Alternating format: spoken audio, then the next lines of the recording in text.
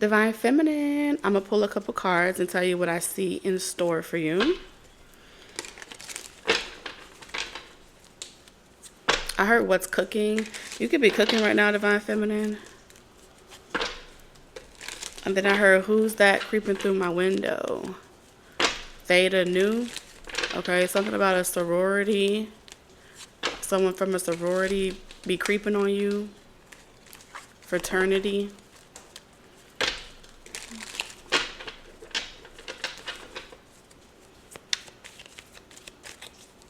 I also heard Freemason. Someone's name could be Mason. Someone named Mason may be getting out of jail, or someone that you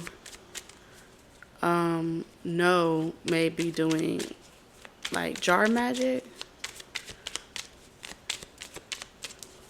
to get themselves out of a legal situation.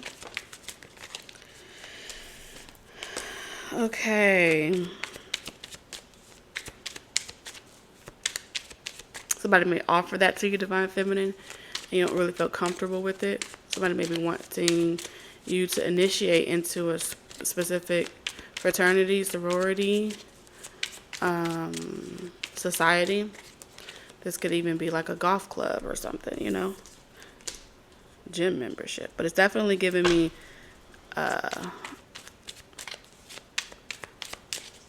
something that has a duality to it.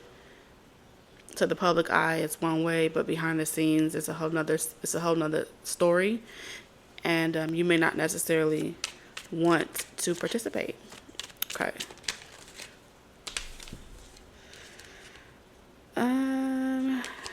Okay. I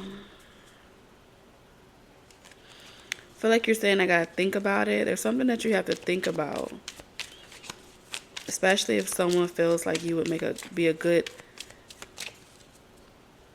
connecting with each other, partnering, being a life partner to someone would be a good idea. I feel like you're saying, I think about it, And it feels like it's because someone isn't mature yet. Yeah, shadow work. So there's some type of work that someone does. Their work is more inconspicuous. And it feels like you're trying to transition. Like their type of method, the way that they service their clients or the way that they do certain things, it's like it's shadow work. So this is someone that attracts the person that's soliciting you or wants you on their team. They use shadow work as a way to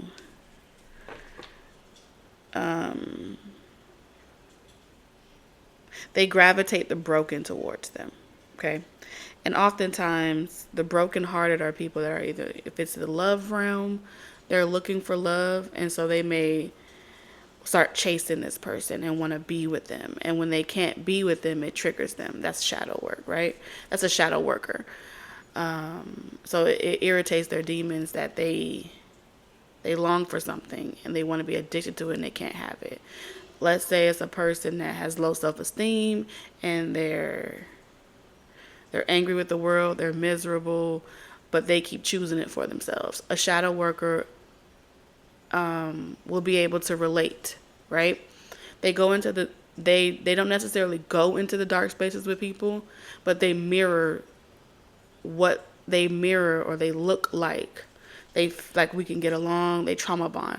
In a way, it's not necessarily trauma bonding. It's a person attempting to trauma bond with a shadow worker, and the process of not being able to trauma bond with that person becomes a fear of rejection, and then that fear will make a person be like, will show their ugly side.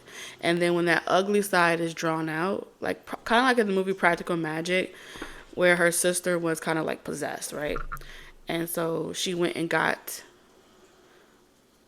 3 things that the spirit that was possessing her liked, right? And usually those attachments come, they're a spirit, they're an energy, they're a shadow. And that shadow usually comes from unresolved trauma or unresolved issues. And so being a shadow worker, you're very fearless. You have like you've been to the darkest aspects of yourself, so you have nothing left to fear or lose, even in the ugliest spaces with the most respectable people. Okay, so long story short, that's a shadow worker. And in practical magic, she sings the song that the spirit liked, the favorite song. She has the liquor, and so she conjures it up out of her, and then the person starts to embody the persona of whatever spirit is attached to them, kind of like a parasite. And with that shadow worker, they create a safe space for the host to take back over their body and assume power through their own free will. That's shadow worker from a high vibrate, I want to say shadow worker from a positive aspect.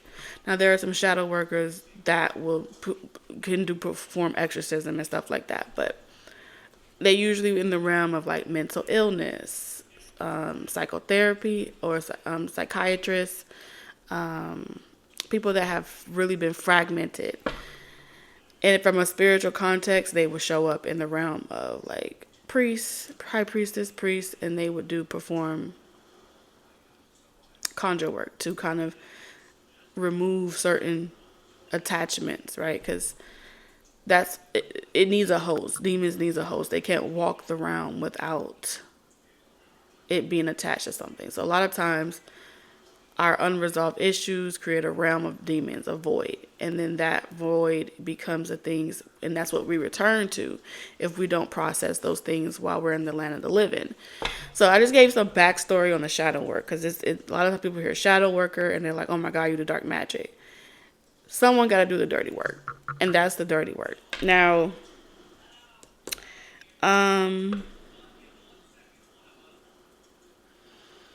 you may be trying to come out of that, but what's coming towards you, because this person isn't mature and they're not mature and they feel like you're going to move on with your life, you may have to put back on your shadow worker hat. Like, now is not the time to be a light worker. Light workers look for the silver lining in everything: encouragement, life coaching, empowerment, and they'll say it repetitiously and over again. Believe it, there's a lot more people in the dark than there are a lot more people in the light. Okay?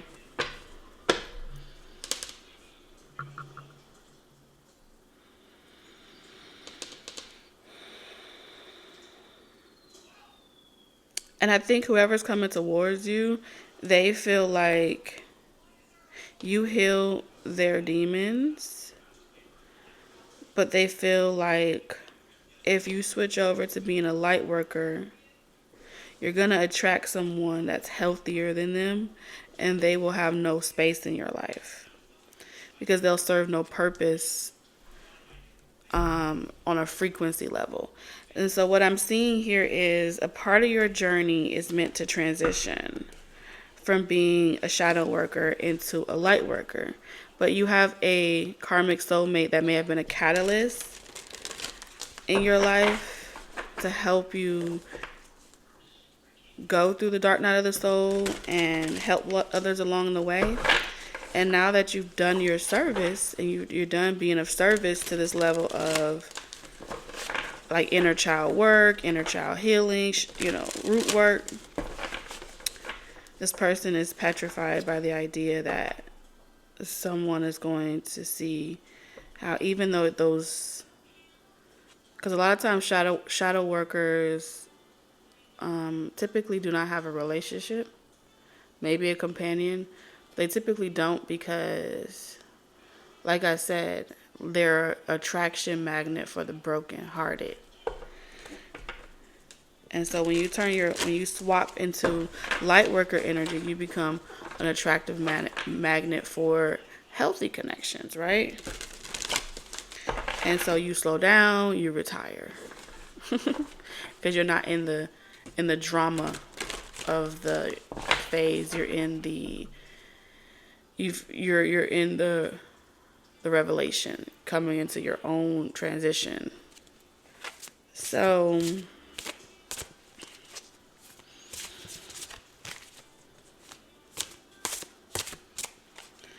I feel like someone's attempt is to come in, put you back on a frequency of being a shadow worker.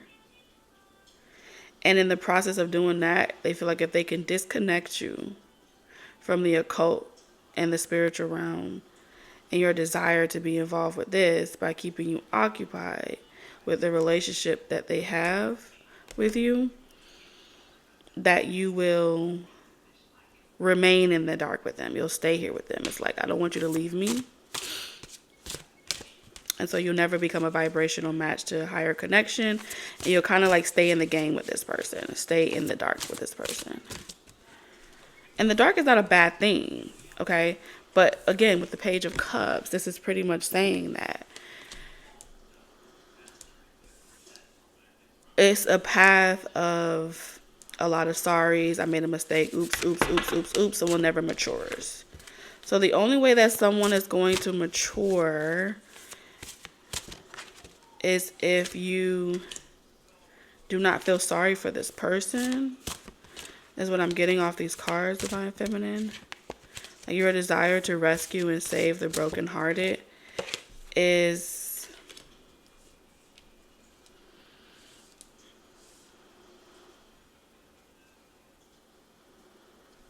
it'll be equivalent to you believing a lie, which would fragment you and all the work that you've done on yourself, because someone was able to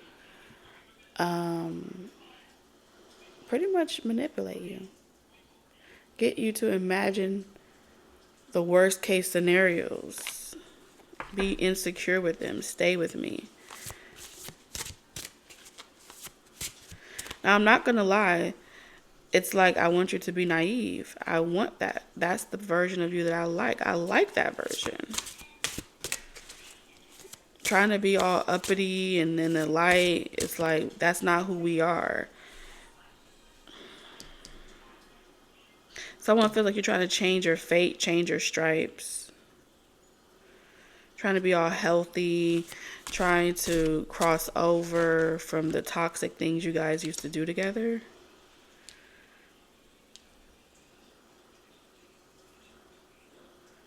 Someone missed the way you used to nurture their demons, pray for their demons. Pray you catch me.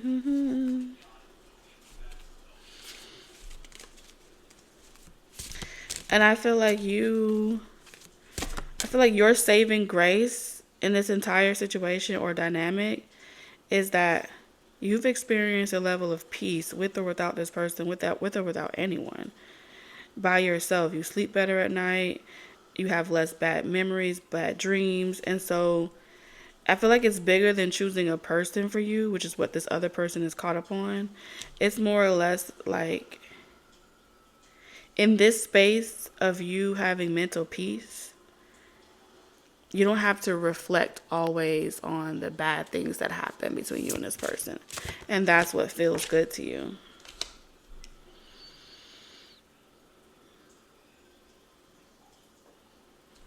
But this person is like, they're hanging on a hope. Not really a hope, but their optimism that they can change your mind. Like they can get you to, it's like just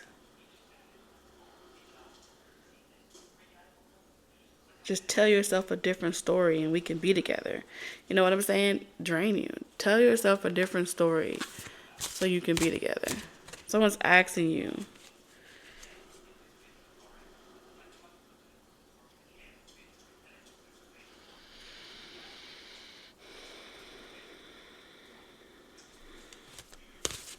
And the truth of the matter is they can't promise you anything better, and you know that. So you would have to lie to yourself.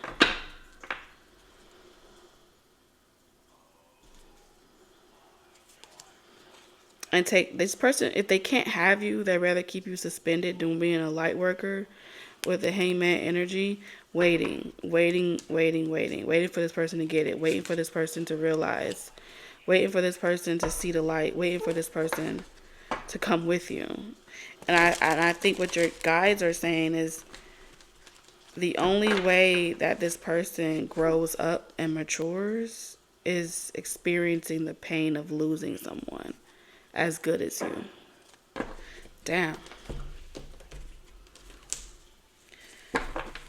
That forces this person to take time, reflect, sleep on it, put themselves in purgatory. If they won't allow the universe to do it, they'll do it themselves. They'll take time to figure out, how did I lose this? How did I not see this happening? But it was like you got to go all the way.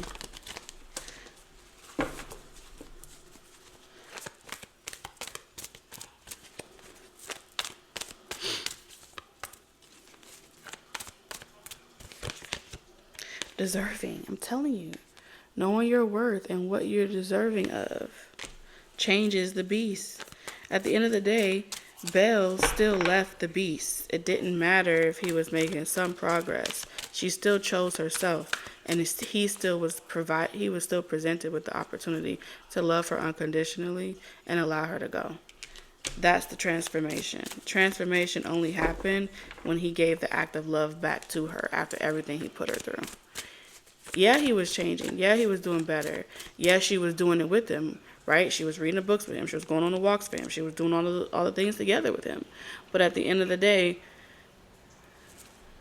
if she had felt like she needed to do something else, that was his test. Will you love her through it while she goes and do what she feels like she needs to do? Even if he had the house, the home, provided everything she needed, was he willing to let her go?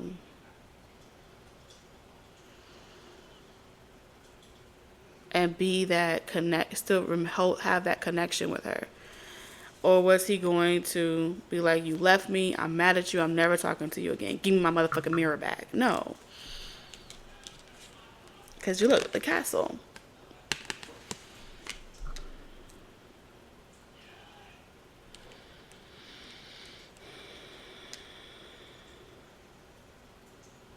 So what's coming is an opportunity for a beast in your life to be tested. And this will either be a testament of this person's love, or they're going to die by the rose. And they're going to fall on thorns.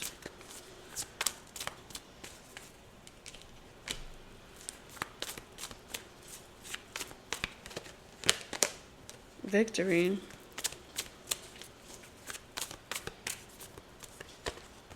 Now that fairy tale was like, he was so protective that he was kind of like controlling, and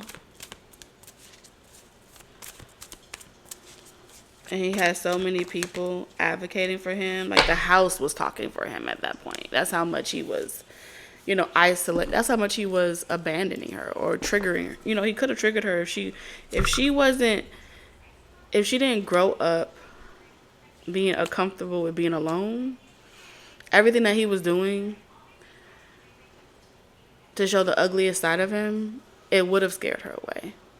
See what I'm saying? But she had been dealing with demons like Gaston for so long that she knew how to curb them demons. She knew how to ignore those demons. And she had something like her books or herself as a way to be happy within herself.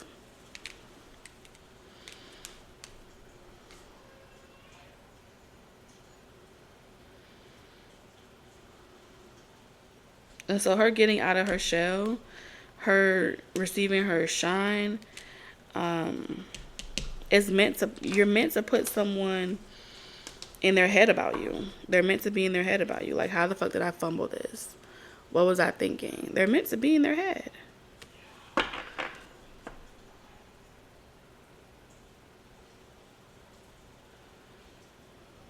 Now, some of y'all, you may have haven't gotten to the point yet where she leaves, because she's still in the garden in this picture. But you will leave soon. You will be moving on soon. This is still the phase where you're in the garden and you're walking and you are in the safe constructs of the whatever reality this person's created for you. Comfort zone. But in a minute, it's saying that you're going to receive some victory in some other area, and you're going to put yourself out there, and you're going to see what you're capable of.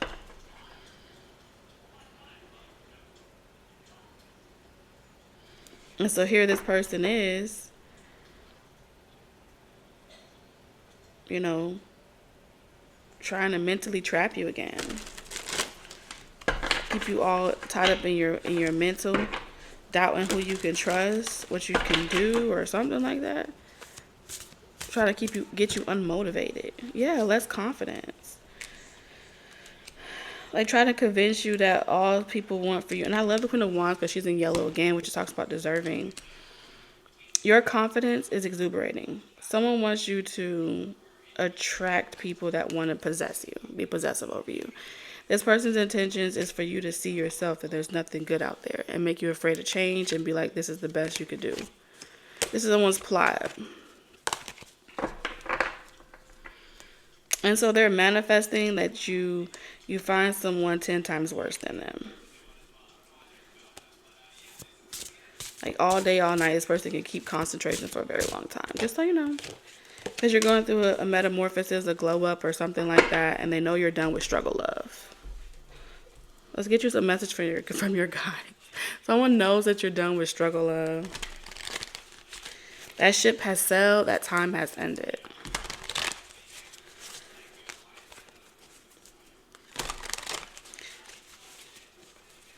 I feel like this person be up at night, drinking, not going to bed till the sun comes up.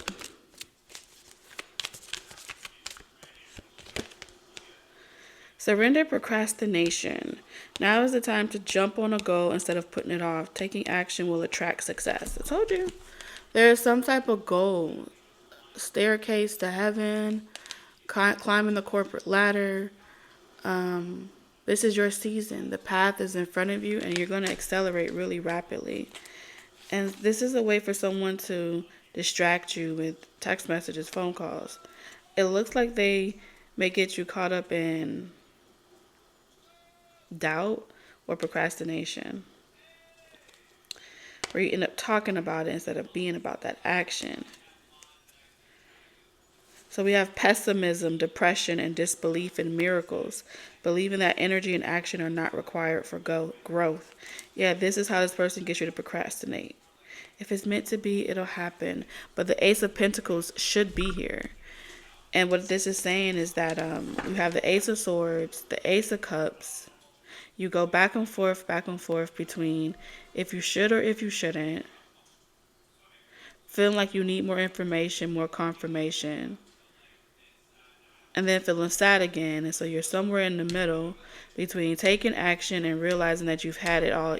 You've had everything you needed all along, and you didn't have to wait. You just had to bibbity bobbity boot the magic. Look around. If you need a tripod, turn a cup into a tripod. You know, if you got a box lying around the house, turn a box into a tripod. If you don't have a camera, work with your cell phone. You're watching this somehow. And so that's where the magic really is. It's like you look around and you realize the furniture is talking. Objects are moving. And that's how you remove the spell of procrastination. Yeah. Through your struggles. So it doesn't feel like a test. It feels like a triumph. You've done this before. It's like survival. And someone may be telling you that you're in survival mode. And if you're in survival mode, it's because someone wants you to feel like you're doing it all by yourself. That's why you have to be in survival mode. But you wouldn't have to if you would open up to the idea of us doing it together. This is someone wishing upon your star. And you're the star. Okay? So take what resonates, leave the rest divine feminine. I'll catch you in the next one. Bye.